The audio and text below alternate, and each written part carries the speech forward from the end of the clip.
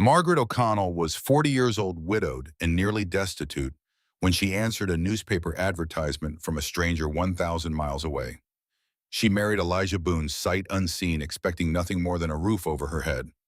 But 3 months into their marriage, while cleaning their bedroom, she discovered a hidden wooden box. Inside were love letters, written to her husband by another woman, a Native American woman, and a final letter that revealed he had a son who'd been stolen 17 years ago. Her husband had been living with a secret that would change everything. But that wasn't the only danger waiting for them in Red Willow Creek. This is the story of the mail-order bride who fought for a family she never expected to have. She married a man she'd never met. What she found in his closet changed everything. The ink had run where her tears fell upon the paper. Margaret O'Connell sat at the narrow writing desk in her Boston boarding house, the autumn rain drumming against the window like impatient fingers. Before her lay a newspaper advertisement she had read so many times the creases threatened to tear. Widower 52 of sound character and prosperous station seeks wife for companionship on western frontier. Youth and beauty matter less than steadfast heart and faith and prudence. Write to Elijah Boone, Red Willow Creek, Western Territory. It was the phrase youth and beauty matter less that had caught her eye. In a world that had dismissed her as past her prime even before grief had etched deeper lines around her eyes, those words felt like an unexpected kindness. She dipped her quill, again her hand steadier now. Dear Mr. Boone, I am a woman of 40 years, recently widowed, and I confess I do not possess the comeliness that younger women might offer. My figure is full, my hair touched with gray, and my hands bear the marks of honest labor. But I can keep a home. I can cook and mend and manage accounts. I have buried a husband and a son, and I yet believe that God has not finished with me. If you seek not a decoration for your arm, but a partner for your journey, then perhaps we might suit one another. I await your reply with cautious hope. Respectfully, Margaret O'Connell. 3 weeks later, the reply came. The boarding house mistress, Mrs. Callahan, brought it up with her breakfast, thin porridge and bread that had seen better days. The woman's eyes gleamed with curiosity, but Maggie tucked the letter into her apron pocket without opening it. She waited until evening when the other boarders had retired before breaking the wax seal. The handwriting was careful, each letter formed with deliberate precision as if the writer was unaccustomed to gentle tasks. Mrs. O'Connell, your honesty does you credit. I am not a man given to pretty words, so I will speak plainly. I do not want a bride who will wither under hardship. The territory is unforgiving. Winters are brutal. Comforts are few. The work is ceaseless. But the land is beautiful in ways that humble a man. The sky stretches farther than you can imagine. And there is a church here, small but faithful, where good people gather. I will not lie to you, I am marrying for practical reasons. I need help managing my home and ranch. But I also confess to a loneliness that has grown heavier with each passing year. If you are willing to come west, I will meet you in St. Louis in 8 weeks' time. I will pay your passage. We will marry there before witnesses and travel together to Red Willow Creek. I promise you safety, respect, and a home for as long as you draw breath. That is all I can offer, Elijah Boone. Maggie read the letter 3 times. There was no poetry in it, no false promises of romance.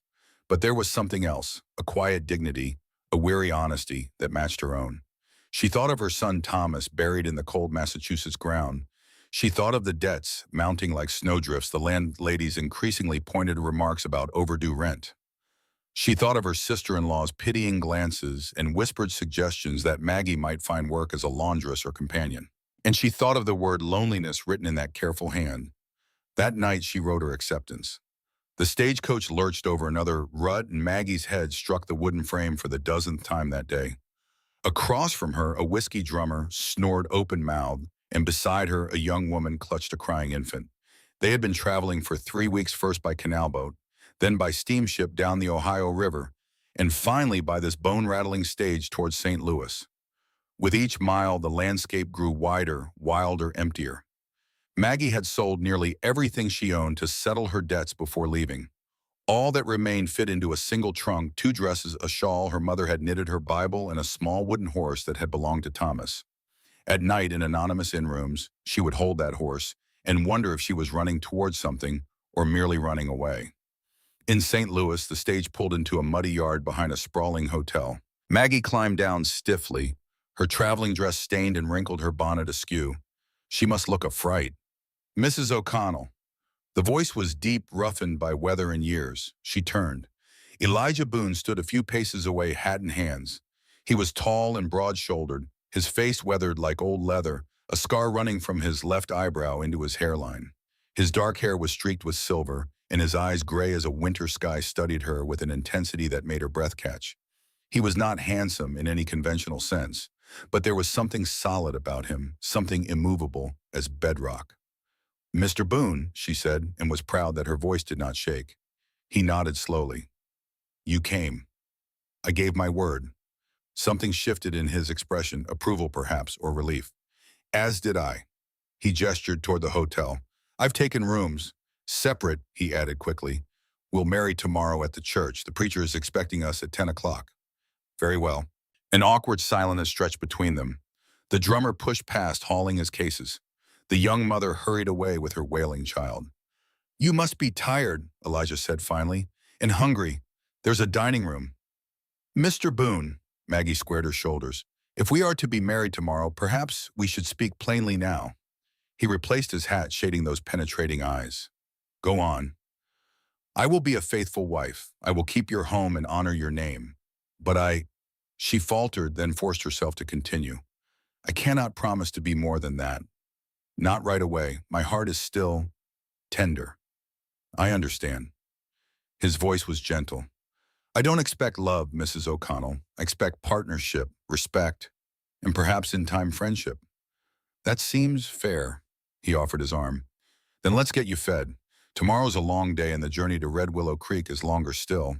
As they walked toward the hotel, Maggie glanced at the man who would become her husband in less than a day. His expression was unreadable, his stride measured and sure. She had traveled 1,000 miles to marry a stranger. Now she could only pray that God had indeed brought her here for a purpose, and that she would have the strength to see it through. The church in St. Louis was nothing like the grand stone edifice where Maggie had married her first husband. This was a simple wooden building with plain benches and a cross carved from local oak. Maggie wore her best dress, dark blue wool, practical and modest. She had pinned her graying hair as neatly as she could manage and wore the small silver cross that had been her mother's. Elijah wore a clean shirt and a coat that looked as if it had been purchased for the occasion. He stood at the front of the church, turning his hat in his hands, his expression solemn. The preacher was an elderly man with kind eyes. "Do you come here of your own free will?" he asked Maggie. "I do." "And you, sir, Paimo?" "I do." No guests filled the pews. Only the preacher's wife and the church sexton served as witnesses. It was the loneliest wedding Maggie could imagine, and yet somehow it felt honest. When Elijah slipped the simple gold band onto her finger, his hand was steady. Hers trembled. "I will do right by you," he said quietly, the words meant only for her. "I swear it." "And I by you," she whispered back. The preacher pronounced them husband and wife. Elijah did not kiss her. Instead, he offered his hand, and she took it. They were married now, bound before God and man. As they left the church together, Maggie caught sight of their reflection in the window glass. Two people no longer young standing side by side in the uncertain light of an autumn afternoon. "This is my life now," she thought, "for better or worse." Elijah helped her into the wagon he'd purchased for the journey west. Their belongings were loaded in the back, her single trunk beside his supplies and tools. "It's 3 weeks to Red Willow Creek," he said, taking up the reins. "Maybe 4 if the weather turns." "I'm prepared." He glanced at her, and for the first time she saw something like warmth in those gray eyes. "I believe you are Mrs. Boone." Mrs. Boone, a new name, a new life. As the wagon rolled westward out of St. Louis, leaving civilization behind, Maggie silently prayed, "Lord, I have stepped out in faith. Please let this path lead somewhere good." The journey took 23 days. They traveled through forests that seemed to have no end, forded rivers swollen with autumn rain, and camped beneath skies so vast they made Maggie feel impossibly small. Elijah proved to be a man of few words, but consistent action. Each evening he built their fire, tended the horses, and prepared their simple meals without complaint. He never presumed, never pressed. At night he laid out his bedroll on one side of the fire, and hers on the other, a respectful distance between them. During the long silences of their travel, Maggie found herself studying him, the way his shoulders bore their burdens without sagging, the careful precision with which he maintained his rifle, the quiet prayer he murmured before each meal. On the 18th day, as they crested a ridge, Elijah pulled the wagon to a stop. "There," he said, pointing to the valley below. Red Willow Creek sprawled along a winding river, smoke rising from perhaps 24 chimneys.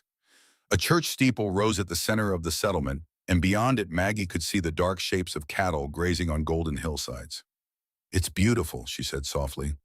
"It's home." His voice carried a note of pride. "My land starts at that fence line, see there, runs north along the creek for 3 miles. As they descended into the valley, curious faces appeared in doorways. A few men raised hands in greeting, their expressions reserved but not unfriendly. Women peered from behind curtains, whispering. Elijah guided the wagon down the main street, if the muddy track could be called, such past a general store, a blacksmith's forge, and a building bearing a hand-painted sign, Red Willow Saloon. "Preacher's name is Samuel Wright," Elijah said. "Good man. His wife Ruth runs the Church Ladies' Aid Society. They'll want to meet you proper." "I look forward to it." Maggie smoothed her travel-stained skirt self-consciously. They turned off the main road onto a path that wound through a stand of cottonwoods. And then there it was, Elijah's home. It was larger than Maggie had expected, a solid log structure with a stone chimney, glass windows, and a wide porch. A barn and several outbuildings stood nearby, and beyond them stretched pastures where cattle grazed, their coats gleaming in the afternoon sun. "This is substantial," Maggie said, unable to hide her surprise. "I've worked hard." He pulled the wagon to a stop. "Been here 15 years. Built most of it myself." He climbed down and came around to help her. His hands at her waist were firm but impersonal as he lifted her down. The front door was unlocked. Elijah pushed it open and stepped aside for her to enter first. The interior was clean but sparse, a large central room with a stone fireplace, a table and chairs, a rocking chair near the hearth. To the left, a doorway opened onto what appeared to be a bedroom. To the right, a kitchen with a cast-iron stove and open shelving. Everything was orderly, and everything bore the unmistakable mark of a house without a woman's touch. "I know it's plain," Elijah said, watching her reaction carefully. "You can change what you like, add curtains or whatever women prefer." Maggie turned to face him. "It's a good house, honest, like its owner." Something flickered across his face, gratitude perhaps, or relief. "I'll show you the bedroom, you'll take it. I'll sleep out here by the fire." "Mr. Boone, Elijah, we're married now, surely." "I'll sleep by the fire," he repeated, his voice firm but not unkind. "When you're ready for different arrangements, you'll tell me. Until then, I'll not presume." Heat crept up Maggie's neck. "That's considerate. It's decent." He carried her trunk toward the bedroom. "I'll fetch water so you can wash up. Then I need to see to the cattle before dark. Make yourself at home, Mrs. Boone.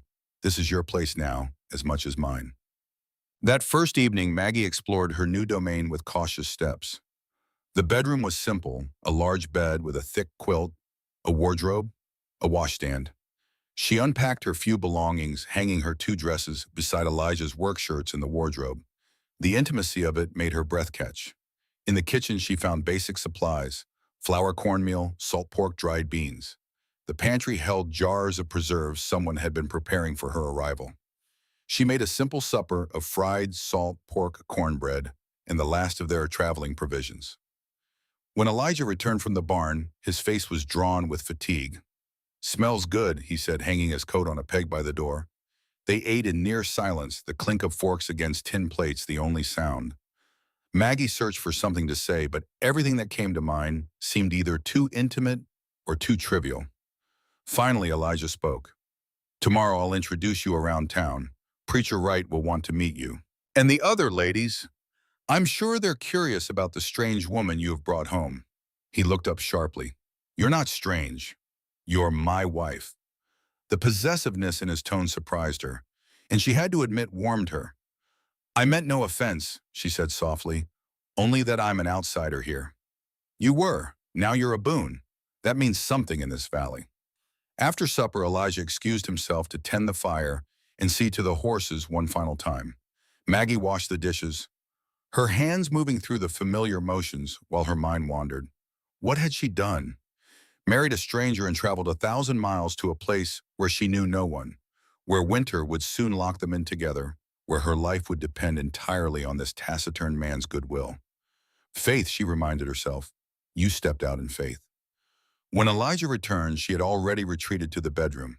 Through the gap beneath the door, she could see firelight flickering. She heard him moving about the creak of floorboards, the rustle of blankets, and then his voice low and rough. Lord, bless this house, bless this union.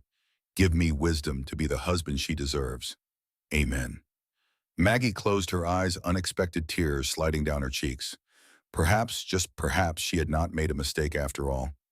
Sunday morning dawned cold and bright. Maggie dressed in her best, the dark blue wool she'd worn for the wedding, and pinned her hair with extra care. When she emerged from the bedroom, Elijah was already dressed, his hat in hand. You look fine, he said simply. Thank you. The church stood at the heart of Red Willow Creek, a modest wooden structure with a bell tower that Elijah said could be heard for miles. As they approached in the wagon, Maggie saw families gathering, men in their Sunday best, women in bonnets and shawls, children scrubbed clean and squirming. All eyes turned to watch their arrival. Elijah helped her down from the wagon with the same careful formality he'd shown throughout their journey. But this time he offered his arm, and she took it. Elijah Boone, a portly man with a magnificent beard, strode toward them, hand extended. And this must be Mrs. Boone. Welcome, welcome. Preacher Wright, Elijah said. May I present my wife, Margaret? The preacher's handshake was warm and enthusiastic. A blessing, my dear, a true blessing. My wife, Ruth, has been beside herself with anticipation. Ruth? He turned, beckoning to a small woman with keen eyes and graying hair. Come meet our newest member. Ruth Wright's smile was genuine, though her gaze was assessing. Mrs. Boone, how wonderful that you've joined us. You must come to tea this week, I insist. There's so much to tell you about our little community. I would be honored, Maggie said. More introductions followed in a blur, the blacksmith and his wife, the storekeeper, a young couple expecting their first child. Some faces were open and welcoming. Others were more reserved, curiosity mixed with something that might have been skepticism. One woman in particular caught Maggie's attention, tall and elegant, despite the frontier setting with auburn hair and a dress that was far finer than anything else in the congregation. That's Clarissa Thornton, Ruth Wright murmured, following Maggie's gaze. She owns the boarding house and the general store, a woman of considerable means. There was something in Ruth's tone that suggested more left unsaid. Clarissa approached with measured grace, her smile not quite reaching her eyes. Mr. Boone, how delightful to see you in church again. And this must be your mail-order bride. The term stung, though Maggie kept her expression neutral. My wife, Elijah corrected, his voice cool, Mrs. Margaret Boone. Of course. Clarissa's gaze swept over Maggie, taking in every detail. How brave of you to come all this way. I do hope you'll find our wilderness to your liking. I'm sure I will, Maggie said evenly. Well, Clarissa's smile sharpened. If you need anything at all, do visit my store. I carry goods all the way from St. Louis, for those who can afford quality. She swept away before Maggie could respond. Pay her no mind, Ruth Wright said quietly. Clarissa has been the queen bee of Red Willow Creek for too long. She doesn't care for competition. I'm hardly competition. Ruth's smile was knowing. Aren't you? You've married the most prosperous rancher in the valley, and you're clearly a woman of substance. Clarissa won't like that one bit. The service was simple and heartfelt. Preacher Wright spoke of perseverance through hardship, of faith tested and proven, of the importance of community in a wild land. Maggie found herself moved, the familiar hymns settling something restless in her chest. After the service, as they walked back to the wagon, Elijah said, Clarissa Thornton speaks for herself only. Most folks here are good people. I noticed she called me a mail-order bride. Is that not what you are? The bluntness surprised her into a laugh. I suppose it is, though it sounds so transactional. Marriage is a transaction, Elijah said, then seemed to catch himself. Or it begins that way. What it becomes after, that's up to the people in it. He helped her into the wagon, his hand lingering a moment longer than necessary on hers. As they drove home through the autumn sunshine, Maggie allowed herself a small measure of hope. The land was beautiful. The people, most of them, seemed welcoming. And Elijah, for all his gruff exterior, appeared to be a man of integrity. Perhaps this strange new life might suit her after all. The first weeks of marriage established a rhythm. Maggie woke before dawn to stoke the fire and prepare breakfast, cornmeal mush, fried eggs, when the hens were generous thick slices of bread. Elijah ate quickly and headed out to work the ranch, often not returning until dusk. She filled her days with the endless work of frontier housekeeping, washing clothes in the creek, baking bread, mending worn garments, tending the kitchen garden that had gone to seed.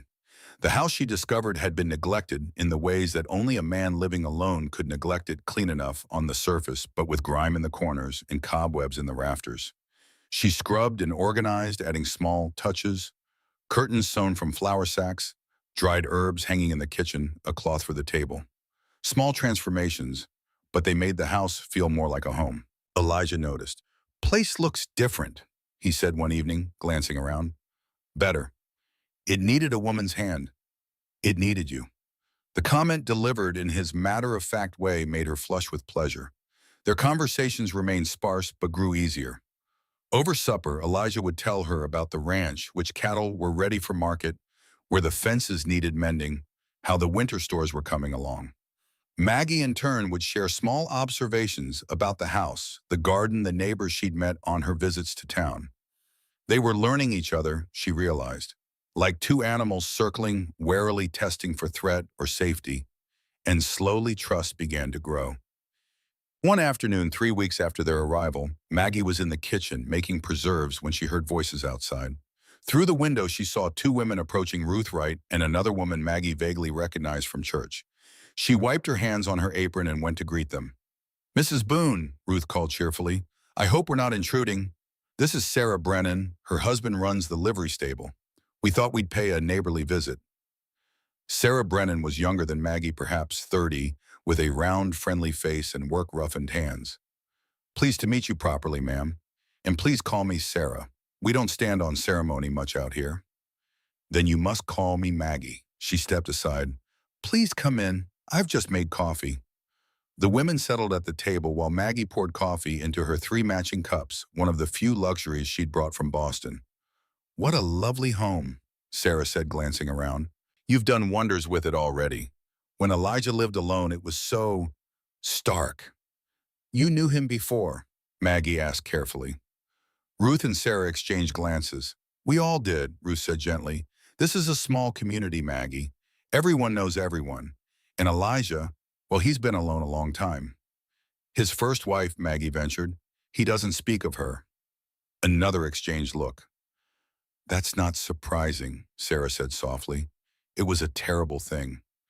Catherine, that was her name. She was killed in an Indian raid 10 years ago. She'd gone to help a neighbor who was sick, and the raiding party came through, burned the cabin, killed everyone inside." Maggie's hands stilled on her coffee cup. "How awful." "Elijah blamed himself," Ruth continued. "He'd been away selling cattle in St. Louis. If he'd been here, well, he thinks he could have protected her. He's carried that guilt ever since. He became harder after that," Sarah added. "Worked from dawn to dusk, barely spoke to anyone. We worried about him. That's why we're so glad you're here." Maggie absorbed this, pieces of her husband's puzzle falling into place. The careful distance he maintained, the way he sometimes stared into the fire with haunted eyes, the prayers for wisdom she'd overheard. "Thank you for telling me," she said quietly. "It helps me understand." "He's a good man," Ruth said firmly. "One of the best. He just needs someone to remind him that life isn't only about penance." The conversation turned to lighter topics: upcoming harvest celebrations, the church ladies' sewing circle, Sarah's 3 boisterous sons. But Maggie's mind kept circling back to what she'd learned. Elijah was not just a widower. He was a man living under the weight of the survivor's guilt. No wonder he'd sought a practical arrangement rather than romance. No wonder he kept such careful distance. He doesn't think he deserves to be happy, she realized. And something fierce stirred in her chest, a determination not unlike what she'd felt as a young mother when Thomas had been sick, and she'd willed him to survive through sheer force of love. Elijah Boone had saved her from destitution and despair. Perhaps in time she could save him from himself. November arrived with teeth. The temperature plunged and the sky turned the color of old iron. Elijah worked longer hours driving the cattle closer to the shelter of the valley, reinforcing the barn stockpiling firewood. "Storm coming," he said one evening, his breath misting in the cold air. "Big one, I can feel it in my bones. What should I do to prepare?" "Fill every container with water. Make sure we have candles and lamp oil. Cook what you can. We might not be able to get to the kitchen for days." His predictions proved accurate. The storm hit 3 days later with savage fury. Wind howled around the house like a living thing, driving snow through every crack and crevice. The world disappeared into a white void, the barn invisible, though Maggie knew it stood only 30 yards away. Elijah made the journey to feed the animals twice daily, tying a rope from the house to the barn so he wouldn't lose his way. Each time he returned, he was coated in ice, his beard frozen, his fingers barely able to grip the door handle. Maggie would strip his wet coat, wrap him in blankets, and press hot coffee into his hands. She'd rub warmth back into his fingers, scolding him for staying out too long, while secretly marveling at his dedication. "The animals depend on me," he'd say through chattering teeth. "Can't let them down." On the third day of the storm, Elijah returned from the barn looking grim. "What is it?" Maggie asked. "One of the calves. Born too early. Mother rejected it." He looked at her helplessly. "It won't survive the night in the barn." "Then bring it inside." "Inside?" "You heard me. I won't have a creature freeze to death when we can prevent it." Something shifted in his expression, surprise and then a warmth she hadn't seen before. He returned to the barn and came back carrying a tiny shivering calf wrapped in a blanket. They made a bed for it near the fire, and Maggie heated milk to feed it from a bottle. The calf was weak, barely able to suckle, but she persisted with patient determination. Elijah watched her, the firelight playing across his weathered face. "You're a natural caregiver," he said quietly. Maggie looked up, the calf's fuzzy head resting against her arm. "I was a mother once." "I know." He was silent for a long moment. "I'm sorry for your loss." "And I for yours." Their eyes met across the firelight. For the first time since their marriage, Maggie saw past the wall he'd built, saw the loneliness, the longing, the carefully suppressed hope. "Ruth Wright told me about Catherine," she said softly. "About what happened to her." His jaw tightened. "Did she?" "Don't be angry with her. She thought I should know." "What else did she tell you?" "That you blame yourself, that you've been punishing yourself for 10 years. Elijah stood abruptly, moving to the window, though there was nothing to see but the wall of white outside. "I failed her. I wasn't there when she needed me." "You were fulfilling your responsibilities. You couldn't have known. I should have been there." The words burst out of him with startling force. "It was my job to protect her, and I failed. She died alone and terrified because of me." Maggie set the calf gently aside and rose, crossing to stand behind him. She didn't touch him, didn't dare, but her voice was firm. "You cannot carry the weight of the world, Elijah Boone. You are one man. You did your best. And I am certain that Catherine, wherever she is now, would not want you to spend the rest of your life in penance." His shoulders were rigid, his breathing harsh. "I don't know how to stop," he said finally, his voice breaking. "I don't know how to let it go. Perhaps," Maggie chose her words carefully, "perhaps by allowing yourself to live again. Truly live, not just exist." He turned to face her, and in his eyes she saw a hunger that took her breath away. Not desire exactly, but something deeper. A desperate need to believe that redemption was possible. "I don't deserve," stop. She did touch him, then laying her hand over his heart. "I have heard enough about what you don't deserve. What about what you do deserve? A home filled with warmth. A partner to share your burdens. Perhaps in time, even happiness." "Maggie," her name on his lips sounded like a prayer. Outside, the storm raged, but inside by the fire with a newborn calf breathing softly, and the woman who had become his wife standing close enough to feel her warmth, Elijah Boone allowed himself for the first time in 10 years to hope. The storm broke on the fourth day, leaving Red Willow Creek buried under 3 feet of snow. The world was transformed, pristine white, under a sky so blue it hurt to look at. Elijah spent the morning digging paths to the barn and checking on the herd. Miraculously, they'd lost only 2 head-old cattle, who'd simply laid down in the snow and not risen again. The calf they'd brought inside had sortitummed. Maggie had named her Hope. A bit on the nose, don't you think? Elijah had said, but his eyes were warm. 2 days after the storm, a rider came from town, young Daniel Brennan Sarah's eldest son. Mr. Boone, Mrs. Boone. The boy was breathless, his horse lathered despite the cold. Preacher Wright sent me. There's been trouble on the eastern road. Elijah stepped onto the porch, his face grave. What kind of trouble? Raiders hit a wagon 3 days ago, killed the driver and his wife, left a little girl hiding under the wagon bed. She walked to town through the storm, near froze to death. Maggie's hand flew to her mouth. Is she alive? Elijah asked. Barely. Doc's been tending her, but she won't speak, won't eat, just sits and stares. Preacher thought maybe, well, Mrs. Boone being a woman and all, maybe she could help. Elijah looked at Maggie. It's your decision. But Maggie was already reaching for her cloak. Hitch the wagon. I'm going. The child was perhaps 10 years old with tangled dark hair and eyes that had seen too much. She sat in a chair in Preacher Wright's parlor, wrapped in a quilt, staring at nothing. We don't know her name, Ruth Wright whispered. She hasn't said a word since they brought her in. Won't respond to anything. Maggie approached, slowly kneeling, so she was at the child's eye level. The girl didn't acknowledge her presence. Hello, sweetheart, Maggie said softly. My name is Margaret. I live just outside town with my husband. We have a warm house and good food, and we have a baby calf who might like a friend. Nothing, not even a flicker. Maggie tried again. I lost my son not long ago. His name was Thomas. He was 8 years old and he loved animals, especially horses.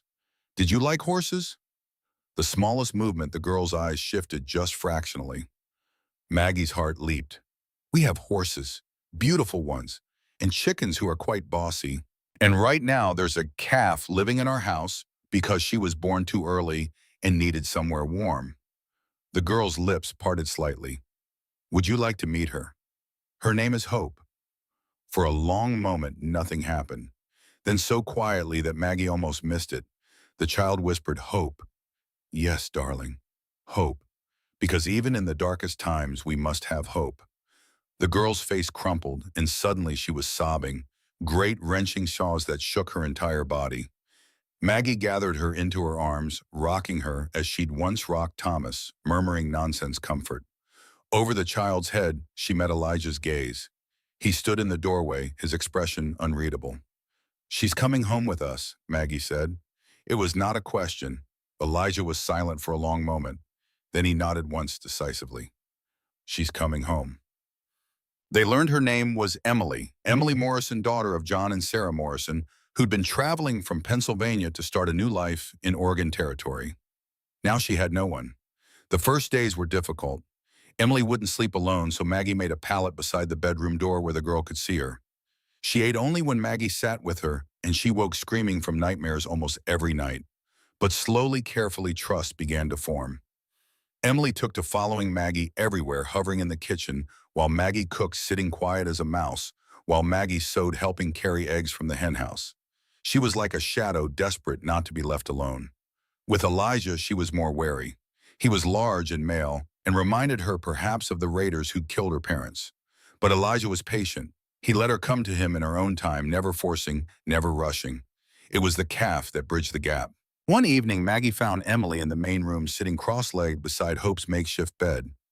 Elijah sat nearby, whittling a piece of wood. See how she moves her ears, Elijah was saying. That means she's content. And when she makes that little sound, that's her asking for food.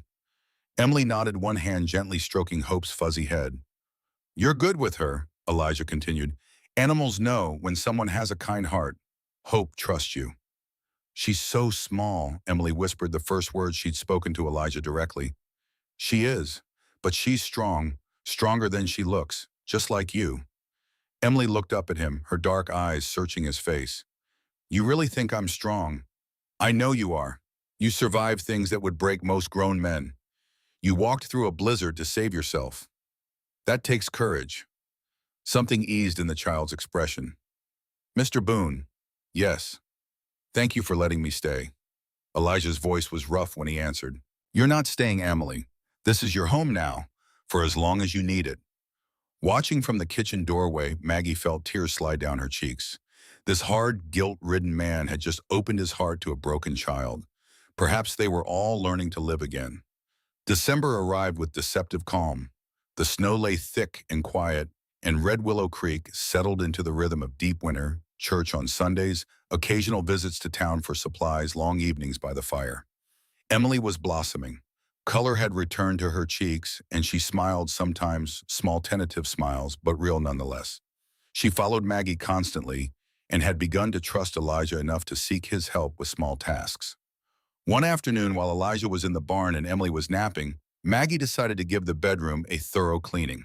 She rarely disturbed Elijah's belongings, respecting his privacy, but the wardrobe needed organizing. She was folding his extra shirts when her hand brushed against something hidden in the back, a wooden box small and plain.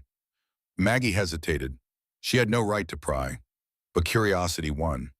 She lifted the box carefully and opened it.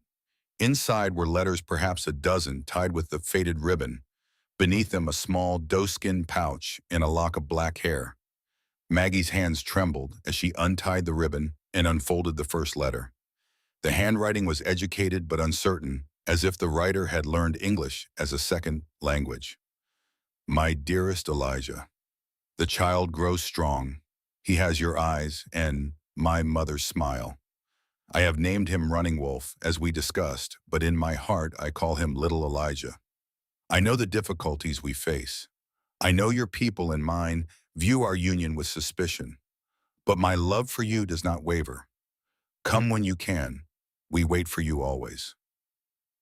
Your singing bird. The letter was dated 17 years ago. Maggie's breath caught. She read another and another. A story emerged, a love affair between Elijah and a native woman named Singing Bird. A child born of that union, plans to build a life together despite the prejudices of both their peoples. And then the letter stopped abruptly. The last one was different, written in another hand, formal and terse. Elijah Boone, I regret to inform you that Singing Bird was killed during a raid on our village by rival tribes. Your son was taken. We searched but found no trace of him. Singing Bird spoke of you often and with great love. I am sorry for your loss. Her brother stands tall. Maggie sank onto the bed, the letters clutched in her hands. Elijah had loved before Catherine, had fathered a child, had lost them both to violence. No wonder he carried such weight. No wonder he built such walls around his heart. She was still sitting there, tears streaming down her face when Elijah entered. He froze in the doorway, his eyes going to the box, the letters, her stricken face. Maggie, why didn't you tell me? Her voice broke. You had a son, you lost a son, and you let me prattle on about my grief, never saying a word about your own. Elijah crossed the room, slowly sinking to his knees before her. It was a long time ago. That doesn't make it hurt less. No, it does. He reached up gently, taking the letters from her hands. No, it doesn't. But it was complicated. Singing Bird and I, we loved each other, but the world wasn't ready for us. When she died, when my son was taken, I thought God was punishing me for defying convention. So you married Catherine instead. I married Catherine because she was kind and good and deserved better than loneliness. I tried to love her the way she deserved, but I never forgot Singing Bird, or my son. What was his name? Running Wolf. He would be 17 now if he survived. Maggie set the letters aside and took his weathered face in her hands. Elijah Boone, you have carried more grief than any man should bear. Your first love killed, your child stolen, your second wife murdered. And still you wake each morning and do what must be done. That's not punishment, that's strength. Sometimes I think I'm cursed. Everyone I love. Stop, her voice was fierce. I won't hear it. You are not cursed. You are a man who has endured terrible losses, but you're still here, still breathing, still capable of love. I'm afraid, he whispered. Afraid to love you the way I want to. Afraid I'll lose you too. We're all afraid, but we love anyway, because that's what makes us human. She leaned forward and kissed him gently, tenderly, a promise more than a passion. When she pulled back, Elijah's eyes were bright with unshed tears. I don't deserve you, he said hoarsely. Perhaps not, but you have me anyway. That night, for the first time, Elijah didn't sleep by the fire. He came to bed hesitantly as if expecting rejection. But Maggie simply lifted the quilt in invitation. They lay side by side in the darkness, not touching, barely breathing. Finally, Maggie reached out and took his hand. "We'll take this slowly," she whispered. "As slowly as you need." His fingers tightened around hers. "Thank you." They fell asleep that way. Hands clasped, two wounded souls finding comfort in shared darkness. Christmas approached, and with it came preparations that lifted everyone's spirits. Emily helped Maggie bake cookies and string popcorn for the church tree. Elijah cut a small pine and set it in the corner of the main room, filling the house with the scent of fresh sap. They were becoming a family, fragile perhaps, and built on unconventional foundations, but real nonetheless. 2 days before Christmas, a stranger arrived. Maggie saw him first, a native man on horseback, tall and dignified despite the cold. He rode directly to their house and dismounted, his movements careful and deliberate. "Elijah," Maggie called. "Someone's here." Elijah emerged from the barn, then stopped dead. The color drained from his face. "Stands tall." The native man nodded gravely. "Hello, old friend. It has been many winters." They stood for a long moment, simply looking at each other. Then Elijah crossed the distance between them and embraced the other man fiercely. When they separated, both men's eyes were wet. "Come inside," Elijah said. "Please. You must be frozen." In the warmth of the house, with coffee poured and introductions made, Emily watching with wide eyes from behind Maggie's skirts, Stands Tall finally explained his visit. "I have news about your son." Elijah's cup clattered against the table. "Running Wolf, he's alive." "Alive, yes, but—" Stands Tall hesitated. "He does not know of you. The tribe that took him raised him as their own. They named him Three Knives and taught him our ways. He has become a warrior respected among his people." "Where is he?" "2 days' ride north in the winter camp." But Elijah, Stands Tall, leaned forward, his expression grave. "He knows nothing of his mother's love for you, nothing of his true heritage. The tribe leader Bear Claws would not welcome your approach. He considers the boy his grandson." "I don't care. I have to see him. I have to know." "If you go," Stands Tall interrupted, "you may endanger him. And yourself. These are dangerous times. Trust between our peoples is fragile." Maggie watched her husband struggle, the desperate need warring with protective caution. "Could you," Elijah's voice cracked, "could you tell him? Tell him his father never stopped looking for him." "I could try, but he may not believe, or may not care. He has known only one family, one life. Please, just tell him I'm alive. That I loved his mother. That I've mourned him every day for 17 years. Stands Tall nodded slowly. "I will do this. But prepare yourself, old friend. The boy you lost is gone. The man who remains may be a stranger." After Stands Tall departed with promises to return in the spring, Elijah sat by the fire staring into the flames. Maggie sent Emily to bed and then settled beside him. "You should go to him," she said quietly. "You heard Stands Tall. It could be dangerous. Life is dangerous, but you have a chance to see your son, to let him know he was wanted, loved. How can you not take it? What if he rejects me?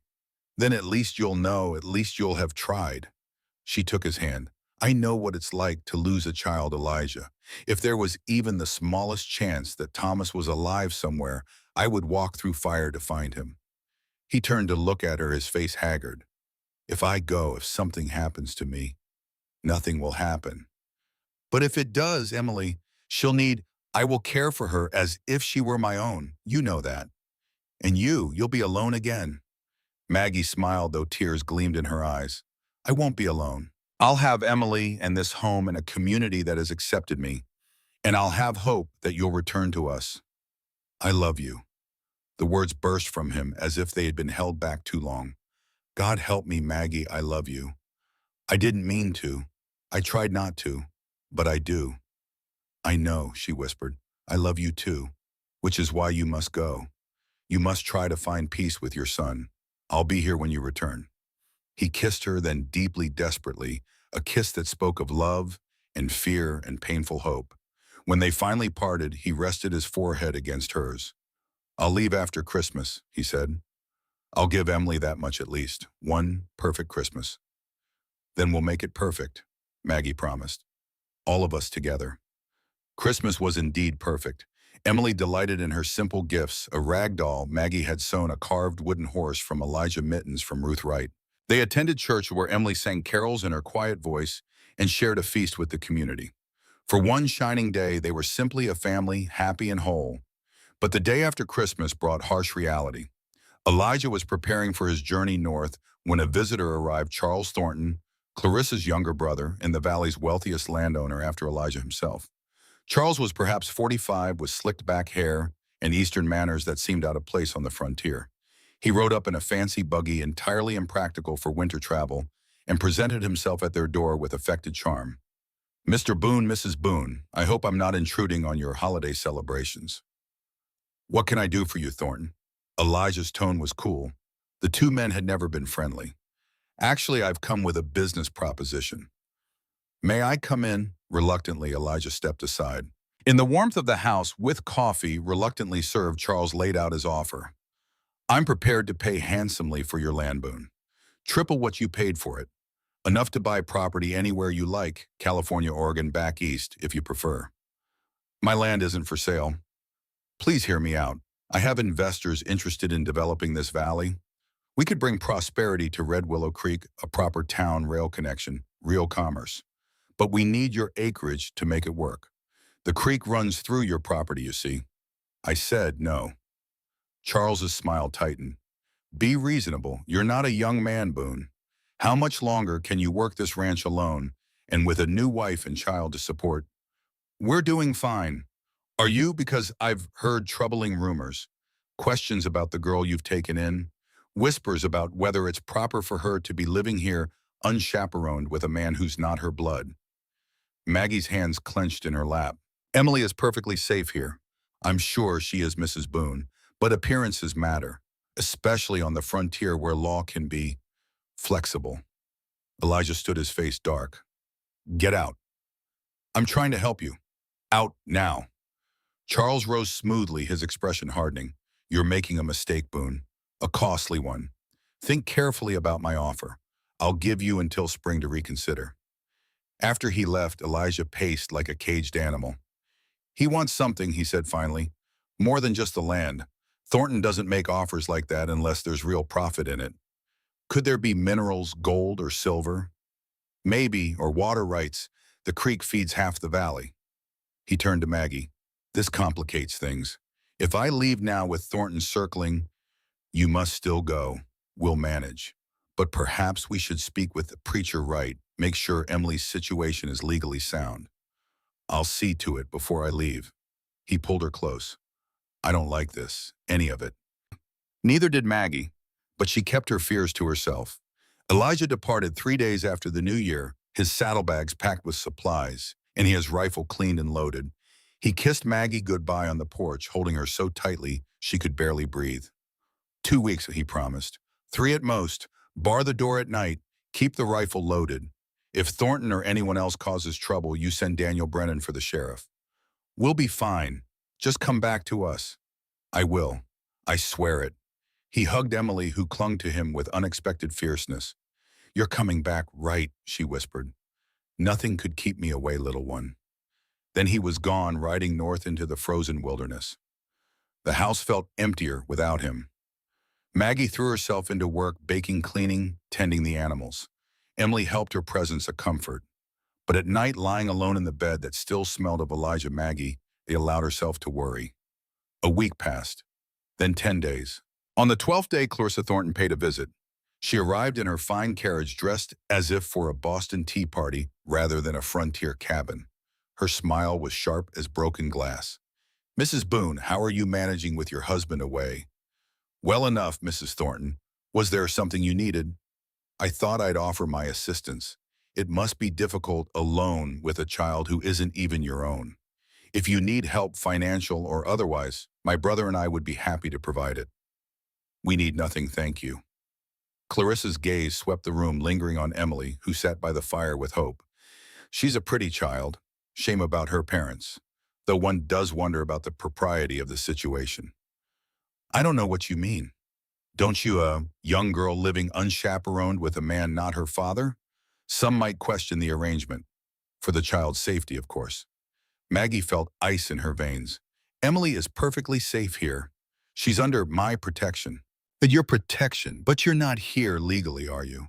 I mean, you married Mr. Boone, sight unseen, came from the East with no references, no family. Who's to say you're a fit guardian, so dumb? Get out. Clarissa rose gracefully. I'm only thinking of the child's welfare. If questions were raised with the territorial authorities, well, they might feel an orphan would be better placed with an established family, a wealthy family with resources and standing. Understanding dawned cold and terrible. You want her. I want what's best for her, and my brother and I could provide so much more than this. Her gesture encompassed the modest cabin dismissively. Think about it, Mrs. Boone. Sign over Emily to our care, convince your husband to sell his land, and everyone benefits. Refuse and, well, legal proceedings can be so unpleasant. After she left, Maggie sank into a chair, shaking with rage and fear. They wanted the land. Emily was leverage a way to force Elijah's hand. She needed help. That afternoon, leaving Emily with Sarah Brennan, Maggie rode to see Preacher Wright. She explained everything: the land offer, the threats, Clarissa's thinly veiled blackmail. Dear Lord, Ruth Wright breathed, that woman has gone too far. Preacher Wright's face was grave. The Thorntons have influence, Maggie. Charles sits on the territorial council. If they petition to remove Emily from your care, can they do that? Legally, it's murky. Elijah hasn't formally adopted her. You have no blood tie. A judge sympathetic to the Thorntons might rule in their favor, especially if they argue they can provide better for her. So what do? We fight, and we build support. The community knows you and Elijah are good people. We'll gather testimonials, character references. And when Elijah returns, he'll file for formal adoption immediately. What if he doesn't return in time? The Wrights exchanged glances. Then we pray, Ruth said simply. And we trust that God has not brought you all this way only to tear your family apart. 2 days later, the official letter arrived. Delivered by the territorial marshal himself, it informed Maggie that a hearing had been scheduled regarding the welfare and proper placement of Emily Morrison orphan.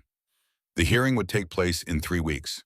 Maggie was required to appear and justify her guardianship, or Emily would be remanded to the care of Charles and Clarissa Thornton, who had formally petitioned to adopt her. Maggie read the letter twice, her hand shaking. Elijah had been gone 2 weeks. No word, no sign of his return. She was alone. That evening, she gathered Emily close and explained what was happening, carefully, gently, but honestly. They want to take you away. Emily's voice was small and frightened. They're trying, but I won't let them. I promise you, Emily, I will fight for you. I don't want to go with them. I want to stay here, with you and Mr. Boone. I know, sweetheart. I know. But promises Maggie knew were not enough. She needed proof that she could provide for Emily. Proof of stability, resources, community support. She needed to show she was strong enough to protect what was hers. The next morning, Maggie did something she'd never done before. She rode into town and called a meeting at the church. To her surprise, nearly the entire settlement showed up: ranchers and farmers, shopkeepers and laborers, women and children. Even hardened cowboys who rarely darkened the church door. Maggie stood before them, her voice shaking at first, but growing stronger. Most of you know me only a little. I'm the mail-order bride Elijah Boone brought home a few months ago, the outsider, the stranger. But this community has shown me kindness, and now I'm asking for your help. The Thorntons want to take Emily away from me. They claim I'm unfit to care for her. But the truth is they want Elijah's land, and they're using this child as leverage. I won't let them. Emily has lost everything: her parents, her home, her future. But she's found safety with us, love, a chance to heal. And I will not stand by while powerful people use her as a pawn in their schemes. I'm asking you to stand with me, to testify at the hearing, to show that Emily is loved and wanted and safe, to prove that family is more than blood, it's choice and commitment and faith. She paused, scanning the crowd. I know I'm asking a lot. The Thorntons have influence. They could make things difficult for anyone who opposes them. But if we stand together, if we show that this community protects its own, then maybe, just maybe, we can win. For a long moment's silence. Then Sarah Brennan stood. I'll testify. Everyone here knows Maggie's been a good mother to Emily. As will I, Ruth Wright added firmly. One by one others rose. The blacksmith, the doctor, young Daniel Brennan and his father, even gruff old Mr. Henderson who owned the saloon. Hell, I'll testify, Henderson growled. Never liked them Thorntons anyway, too damn fancy.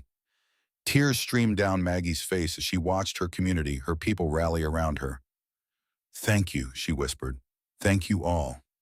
I know. That night, Maggie wrote a letter to Elijah knowing he might never receive it, but needing to put her thoughts on paper.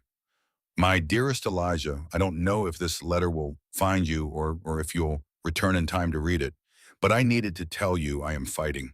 For Emily, for our home, for the family we've built. The Thorntons are trying to take everything from us. But I won't surrender. You taught me that. You showed me that strength isn't just physical, it's standing firm when the world tries to break you. I love you. I love the life we're building. And whether you return tomorrow or never, I will protect what we have with everything I am. Come home safe. We're waiting for you. Your Maggie. She sealed the letter and placed it in the wooden box with Singing Bird's correspondence.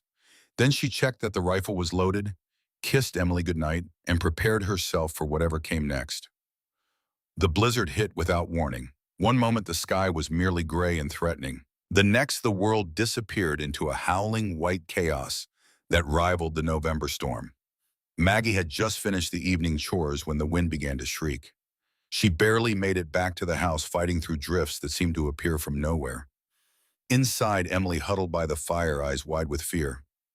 It's all right, Maggie said, forcing calm into her voice. We've weathered storms before. We'll be fine. But this storm was different. Worse. The temperature plunged so low that frost formed on the inside of the windows despite the roaring fire. The wind hammered at the walls like a living thing trying to get in. On the second day, disaster struck. Maggie made her way to the barn to feed the animals, tethered to the safety rope Elijah had installed. Inside the barn, she found catastrophe. Part of the roof had collapsed under the weight of snow, and the animals were panicked. She worked frantically to calm them, to clear debris, to shore up the damaged section with spare lumber. Her hands were numb.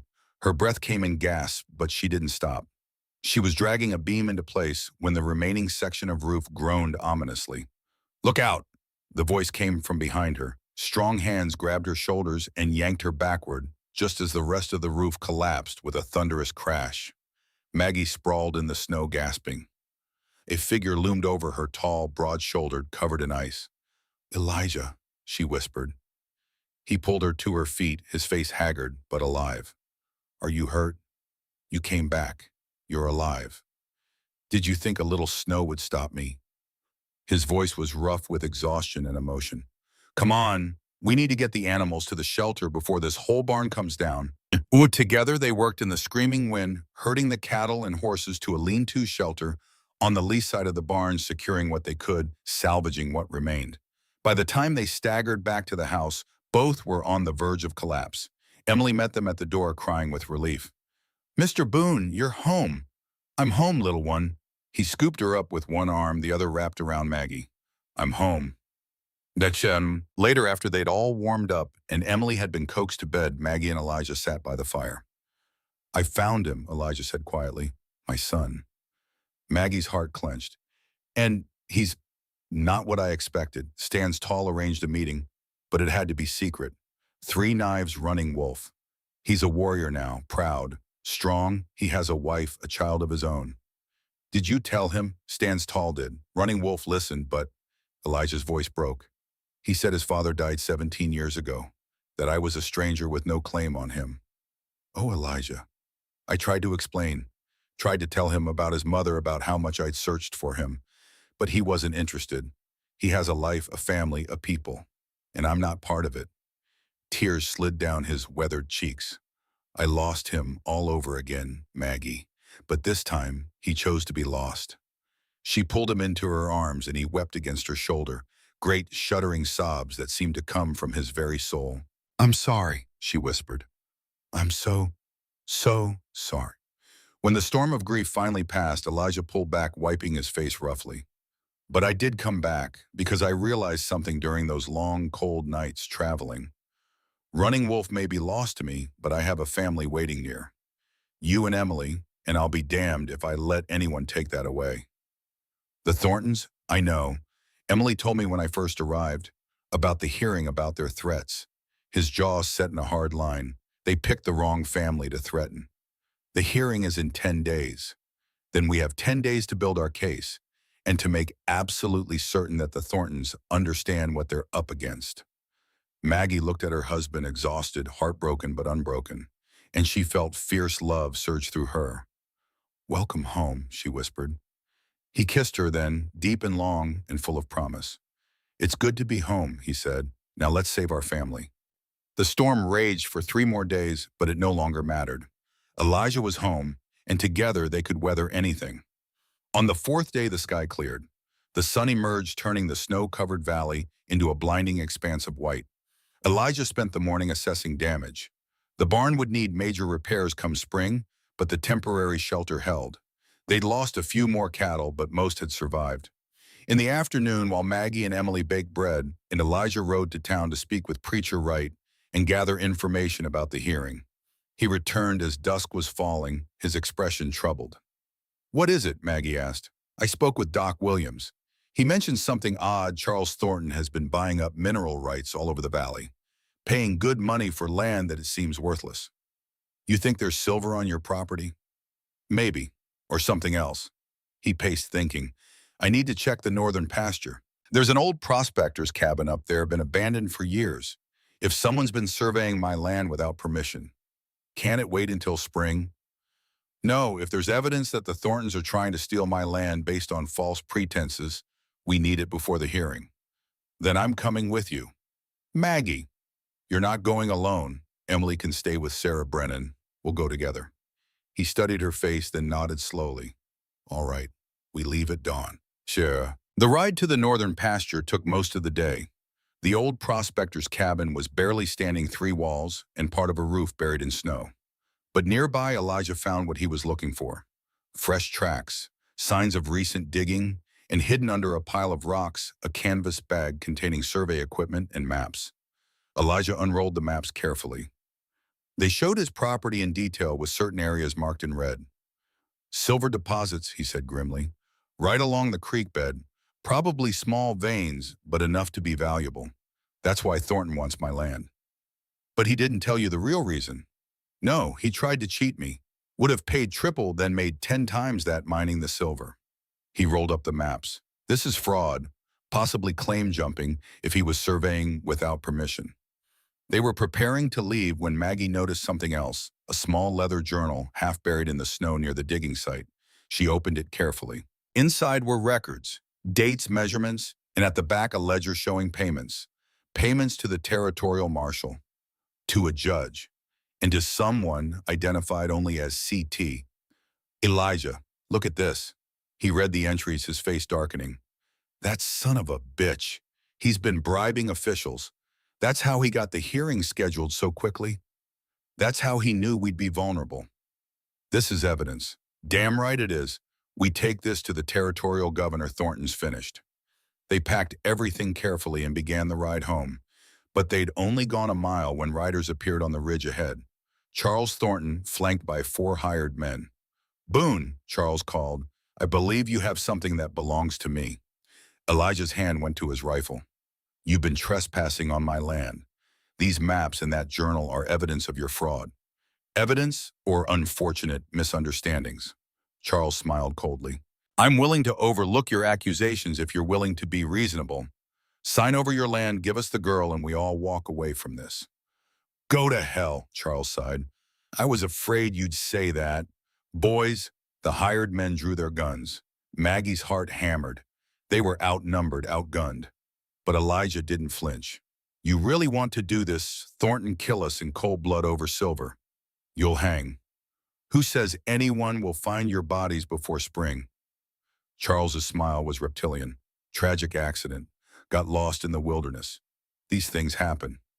"They do," a new voice agreed. Stand Tall emerged from the trees, flanked by 3 other native warriors. Their bows were drawn, arrows nocked. Charles's men shifted nervously. "I believe you are on land that does not belong to you," Stands Tall said calmly, "and I believe you are threatening my friend. This is not wise." For a long moment, no one moved. Then Charles lowered his hand. This isn't over, Boone.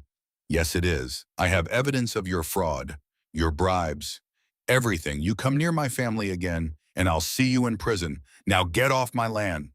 The Thorntons retreated, their hired guns looking relieved. After they'd gone, Elijah turned to Stan's tall. You followed me? I told you I would watch over you. My sister's son's father is my brother. I protect what is mine.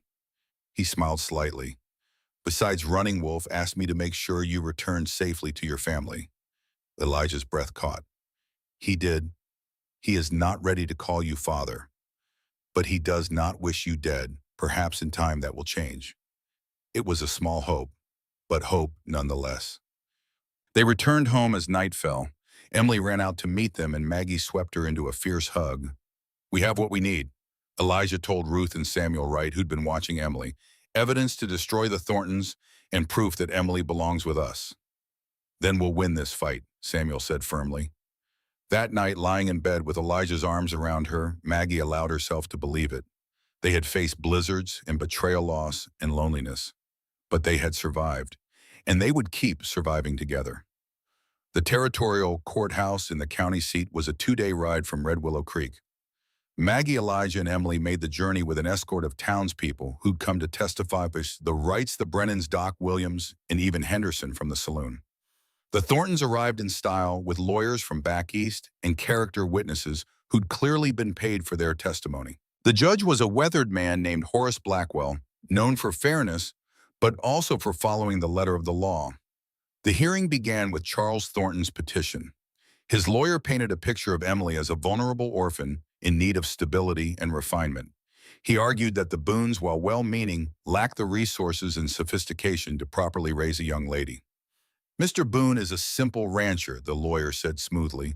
His wife, a woman he barely knew before marrying. They live in rustic conditions far from civilization. Is this truly the environment for a sensitive child who has suffered such trauma? Clarissa testified next, describing the comfortable home she could provide, the education, the opportunities. She painted herself as a benevolent savior. It was sickening and effective. Then came the Boone's turn. Preacher Wright testified, first speaking of Elijah's character and Maggie's devotion to Emily. Doc Williams confirmed that the child was thriving physically and emotionally. Sarah Brennan described how Emily had blossomed from a silent, traumatized ghost into a laughing child who played with other children and helped with chores. But the most powerful testimony came from Emily herself. Judge Blackwell called her forward gently. Miss Morrison, I need to ask you some questions. Can you do that for me? Emily nodded, her hand clutching Maggie's. Do you like living with Mr. and Mrs. Boone? Yes, sir. Why? Emily's voice was small but clear. Because they love me. Mrs. Boone, Maggie, she sits with me when I have nightmares. She teaches me to cook and sew and makes me laugh. And Mr. Boone, he's teaching me about the ranch and tells me stories and makes me feel safe. And how do you feel about the Thorntons? I don't know them very well. Mrs. Thornton came to visit once. She seemed nice, but Emily hesitated. She looked at me like I was something she wanted to own. Not like a person, like a pretty doll. And do you wish to live with the Thorntons? No, sir. Tears spilled down Emily's cheeks. I want to stay with Maggie and Elijah. They're my family now. Please don't take me away from them. Judge Blackwell's expression softened. Thank you, child. You may sit down. Then Elijah stood. Your Honor, I have evidence I'd like to submit. He produced the maps, the journal, the records of bribes and fraud. This shows that Charles Thornton has been surveying my land, illegally discovered silver deposits, and attempted to defraud me. When I refused to sell, he conspired to use Emily as leverage to force my hand. The courtroom erupted. Charles Thornton turned pale. His lawyer tried to object, but Elijah continued relentlessly. This petition for custody is not about Emily's welfare. It's about greed. The Thorntons don't want a child. They want my land, and they're willing to use an orphaned girl to get it. Judge Blackwell examined the evidence, his face growing harder with each page. Mr. Thornton, he said finally, do you have an explanation for this? Charles blustered and denied, but his lawyer knew the game was up. The evidence was too damning. Judge Blackwell brought down his gavel. Petition denied. Emily Morrison will remain in the custody of Elijah and Margaret Boone. Furthermore, I'm referring this matter to the territorial prosecutor for investigation of fraud and attempted claim jumping. Relief flooded through Maggie so powerfully, she nearly collapsed. They'd won. Emily threw herself into Maggie's arms, sobbing with joy. Elijah wrapped them both in his embrace. As they left the courthouse, Charles Thornton's voice followed them, bitter and defeated. "This isn't over, Boone." Elijah turned back. "Yes, it is. You have lost. Go home, Thornton, and stay away from my family." Winter released its grip slowly, the snow melting to reveal a world reborn. Maggie stood on the porch watching green shoots push through the mud. In the pasture, new calves wobbled on uncertain legs. Hope, now fully grown, grazed contentedly with her mother. Inside, Emily was helping Elijah plan the garden. Her laughter drifted through the open window, bright and clear. So much had changed in 6 months. The Thorntons had left Red Willow Creek in disgrace. Charles faced criminal charges, and Clarissa had returned east. Their properties had been sold, their influence shattered. The community had rallied around the Boones, and Maggie no longer felt like an outsider. She had friends, a place, purpose, and she had love. Elijah came up behind her, slipping his arms around her waist. She leaned back against his solid warmth. "Happy," he murmured against her hair. "Happier than I ever thought I'd be again." They stood in comfortable silence, watching the valley wake from its winter sleep. "I have something to tell you," Elijah said finally. "Stands tall sent word. Running Wolf, my son, he wants to meet. Really meet. Talk." Maggie turned in his arms. "Elijah, that's wonderful. He's not ready to call me father, but he's willing to know me. That's more than I hoped for. It's a beginning." "Yes." He kissed her forehead. "A beginning, like us." Inside, Emily called out, "Maggie, come look at what Mr. Boone and I planned for the carrots." Maggie laughed. "I'm being summoned." But before she could go, Elijah caught her hand. "Maggie, I want to adopt Emily, make it legal and permanent. I want her to be a Boone in truth, not just in name. Will you stand with me?" "Always." No. The adoption was formalized that spring in a simple ceremony at the church. Emily Morrison became Emily Boone with all the rights and privileges thereof. She cried through the whole proceeding, happy tears that soaked through Maggie's handkerchief. Afterward, at the celebration, Ruth Wright pulled Maggie aside. "You've built something beautiful here," she said. "A family forged not by blood but by choice. That's the strongest kind." "We've been blessed," Maggie agreed. "You've been faithful. There's a difference." Ruth smiled. "God doesn't bless us for being perfect. He blesses us for being willing. You were willing to risk everything for love. That takes courage." That night, with Emily asleep in the bedroom they'd built for her, a space of her own decorated with the rag doll and wooden horse and drawings she'd made, Maggie and Elijah sat on the porch. The stars were impossibly bright, the air soft with spring. "Do you ever regret it?" Elijah asked quietly. "Answering my advertisement coming west." "Never, not for a moment. Even when it was hard, when you were lonely and uncertain. Especially then, because those hard times brought me here. To you, to Emily, to this life." She took his hand. "I thought my story was over when Thomas died. I thought I'd used up all my chances for happiness. But I was wrong. We both were." He raised her hand to his lips. "I spent 10 years punishing myself. Afraid to live, afraid to love. You taught me that I could do both, that I could be more than my mistakes. We taught each other." They sat in comfortable silence, watching the night deepen. Finally, Elijah spoke again. "I never asked. Do you want children of our own?" Maggie considered. "I'm 41. The chances are small, but if it happens, I would welcome it. And if not," she gestured toward the house where Emily slept. "We have a daughter, that's more than enough. More than I deserve." "Elijah Boone." She turned to face him fully. "When will you accept that you deserve good things, that you're not being punished by God but blessed?" "When you keep reminding me." He smiled, that rare, genuine smile that transformed his face. "For the rest of our lives." "That's a promise I can keep." He kissed her then, slow and sweet, under a sky full of stars. And in that moment, Maggie knew with absolute certainty that she was exactly where she was meant to be. Summer arrived in a riot of wildflowers and warm breezes. The ranch thrived under their joint care, Elijah's expertise, and Maggie's meticulous management, creating something greater than either could have built alone. Emily grew like a weed, her face tanning, her arms strong from work. She rode horses with fearless joy and helped birth a calf with steady hands. She was healing. They all were. In July, visitors arrived.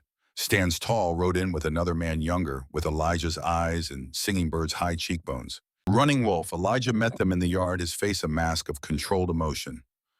"Thank you for coming," he said quietly. Running Wolf studied him for a long moment. "Stan's Tall says you are a man of honor, that my mother loved you truly. I wanted to see for myself." "I understand." They stood awkwardly, father and son separated by culture and years and loss. Then Emily bounded out of the house, saw the visitors, and skidded to a stop. "Oh, I'm sorry, I didn't know." "Emily," Elijah said gently, "this is Running Wolf, my son, and this is Stan's Tall, who I've told you about." Emily's eyes went wide. "Your son, the one who was taken?" "Yes." She approached Running Wolf with childish directness.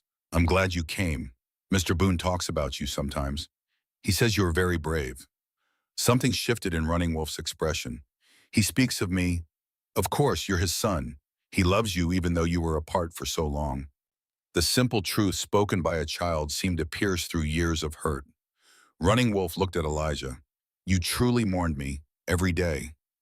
Every day for 17 years I wondered if you were alive, if you were happy, if you remembered your mother." "I remember her in dreams, her voice singing, her hands gentle." Running Wolf's voice roughened.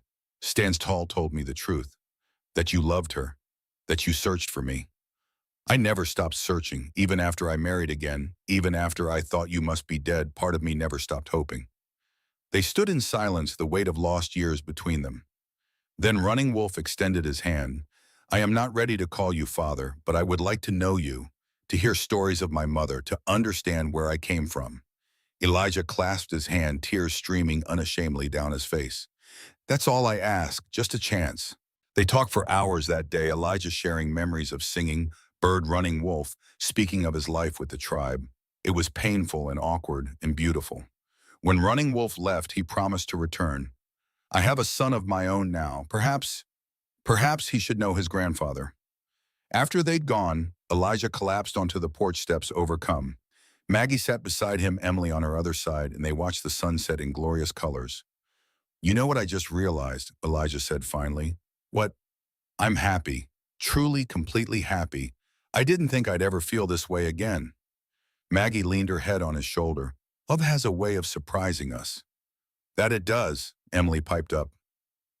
"Are we going to do this every night? Sit on the porch and watch the sunset because I kind of like it?" Elijah laughed, a deep, genuine sound. "Yes, little bit. Every night we can. It's our family tradition now." "Good," Emily snuggled between them. "I like traditions." As darkness fell and stars emerged, the three of them sat together, a family built from loss and loneliness, and from faith and courage, from love that refused to surrender to despair. The mail-order bride of Red Willow Creek stood in her garden, surrounded by abundance. Tomatoes ripened on the vine. Beans climbed their poles. Squash sprawled in golden profusion. Everything she'd planted had flourished, like her life. Emily was 12 now, growing into a confident young woman. She helped run the ranch, attended the school that had finally been built in town, and talked endlessly about maybe becoming a veterinarian when she grew up. Running Wolf visited regularly, bringing his wife and son. The relationship with Elijah was still careful, still healing, but it grew stronger with each visit. The ranch prospered. The silver deposits Elijah had found and legally claimed brought enough income to hire help and expand the herd. But more than prosperity, they had peace. Maggie heard footsteps and turned to see Elijah approaching a letter in his hand. "From Ruth Wright," he said, "inviting us to the harvest celebration. She wants Emily to help with the decorations." "Emily will love that." He pulled her close, resting his chin on top of her head. "I was thinking, it's been a year since we came together. Since you stepped off that stage in St. Louis and took a chance on a broken-down rancher. You weren't broken down, just weathered. I was lost, and you found me." She turned in his arms. "We found each other." "True," he kissed her forehead. "I have something for you, an anniversary gift." From his pocket, he pulled a small wooden box, the same box that had held Singing Bird's letters. Inside was a new letter written in his careful hand. My dearest Maggie, 1 year ago I thought I was making a practical arrangement, a marriage of convenience and mutual need. I was wrong. What we built is so much more. You brought light into my darkness. You taught me that grief doesn't have to be the end of the story, that healing is possible, that love can bloom even in the hardest soil. You gave me a family, a home, a reason to wake each morning with hope instead of dread. I love you, not out of gratitude or convenience, but because you are the finest woman I've ever known. Strong and tender, fierce and gentle, broken and whole all at once. Thank you for taking a chance on me. Thank you for staying when it was hard. Thank you for loving me back to life. Forever yours, Elijah. Maggie read through tears, her heart too full for words. I love you too, she finally managed, more than I can ever express. They stood together in the garden as the sun set over Red Willow Creek, painting the sky in shades of gold and rose. Inside the house, Emily was singing some cheerful tunes she'd learned at school, her voice bright with joy. This was not the life Maggie had imagined in that Boston boarding house, writing a desperate letter to a stranger. It was so much better. She had learned that love is not the privilege of the young. It is the mercy granted to the faithful, those who keep believing, keep hoping, keep reaching toward the light, even in the deepest darkness. And she had learned that family is not always born. Sometimes it's chosen. Sometimes it's built one brave step at a time. Sometimes it arrives in the form of a mail-order bride, a grieving rancher, and an orphaned child, three broken people who found wholeness in each other. Come on, Elijah said, taking her hand. Emily's calling us for supper, and I think she's made pie. Did she remember the sugar this time? We'll find out. Laughing, they walked toward the house together, toward warmth and light, and the family they'd forged from faith and second chances. Behind them, the garden grew wild and beautiful in the gathering dusk. Ahead, their life together stretched bright with promise. And above it all, the stars began to shine, distant and eternal, bearing witness to love that had endured, hope that had survived, and a story that had found its happy ending at last.